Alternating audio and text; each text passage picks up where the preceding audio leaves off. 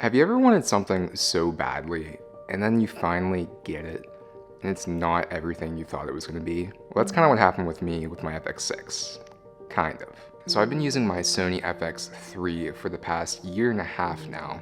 And if you're anything like me, you're always looking for the next upgrade, the next piece of gear that's going to level up your filmmaking experience and the content that you produce. And just like so many of you FX3 owners, you start looking at the FX6. So after doing countless hours of research, watching every YouTube video I possibly could, I decided to pull the trigger.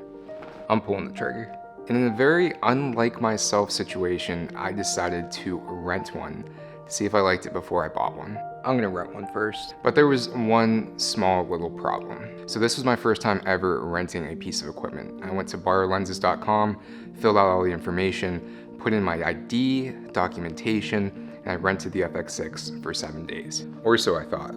As my excitement rose and I was so pumped to get my FX6 and try it out, I got a call from Borrow Lenses in California and they told me that the website glitched and I wasn't getting an FX6. And they actually tried to offer me an FX3, which I politely declined. So after that, I did something that is very true to myself. I bought one on B&H Photo.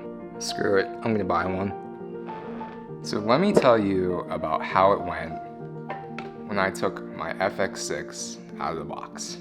Now, to say that the experience was anything less than magical would be an understatement. It's every videographer's, every Sony FX3, A7S3, A7 III user's dream. So you're probably saying, Russell, what do? Do you make feature films? Why did you need the FX6?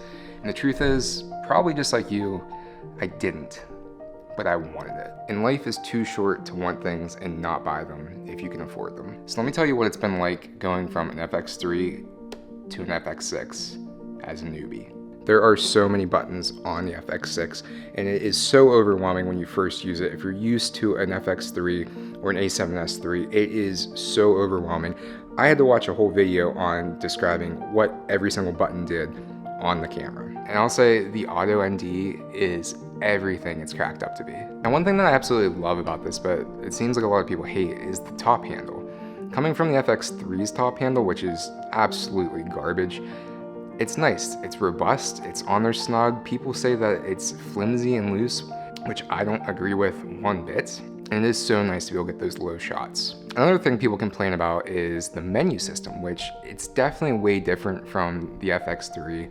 You're gonna have to get used to it, but it's pretty intuitive. It says what it's gonna do, and it's a lot simpler than people make it out to be. The FX3 and the FX6 supposedly have these same sensors, but when I compare my footage side by side, the FX6 just looks way better. It looks movie quality.